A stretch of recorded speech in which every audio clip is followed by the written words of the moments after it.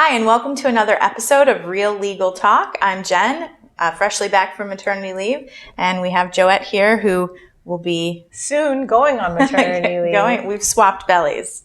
And we're here today to talk about a follow-up to our Crumbling Foundation issue.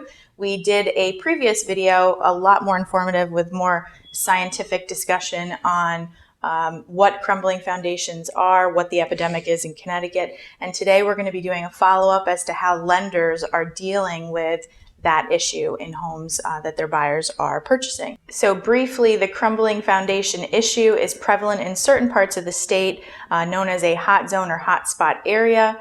And they are really focusing on homes built between 1983 and 2015, which may have a mineral by the name of pyrrhotite prevalent in their concrete. And if it's there, it can, when exposed to water and air, can crack and crumble and be a irreparable damage to the foundation, which requires complete replacement. So that's a very brief overview of what the issue is. And Joette will talk about a recent seminar that she attended that shed some light on how lenders are going to be handling loaning mortgages on homes being purchased in this area. As Jen mentioned, obviously the concrete foundation issue is a hot topic, one that lenders are becoming more and more aware of. And in the seminar that I attended, where various local lenders were present, two schools of thought emerged. The first is that there were some lenders who felt that for any home that is being purchased in the hotspot area, that the lender will require a visual inspection.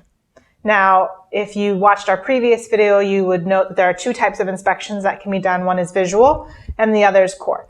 So for the first type of inspection, visual, certain lenders will be requiring a visual inspection in every home located in the hotspot area. And if the visual inspection comes back positive, according to the licensed inspector, the lender will automatically deny the loan and will not be lending on that home for the buyer. The second group of lenders felt that at their discretion, they would be requiring a visual inspection. And if that visual inspection came back positive, then they would require a core sampling inspection. Now, these inspections are a part of the appraisal process and therefore are necessarily a buyer expense. Right, are necessarily a buyer expense because it's the lender who is requiring that. And that is obviously an issue when it comes to buyers and sellers and negotiations.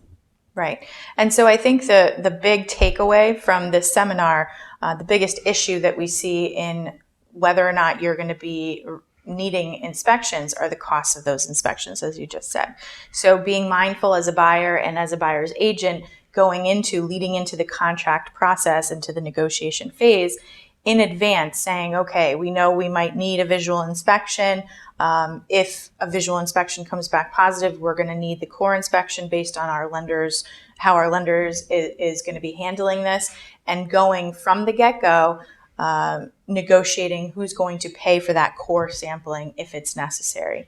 And as Joette said, because it's part of the appraisal process, it's going to be a default buyer expense. And if a buyer isn't prepared for that, then need to start having those discussions at the right time, right in the beginning, of who's going to take on those expenses if they need to come up. Right, and due to the nature of the expenses, it can be several $1,000s depending on how many core samples a certain lender is requiring, whether it be one or before. Obviously, the more samples, the more expensive the test can be and the more credits that are needed on the buyer's behalf. Right. Well, thank you again for watching, and please do check out our prior video on crumbling foundations to get more of an in-depth understanding of the issue itself. And we are always available for questions, and check out our other videos. Thank you. Thank you.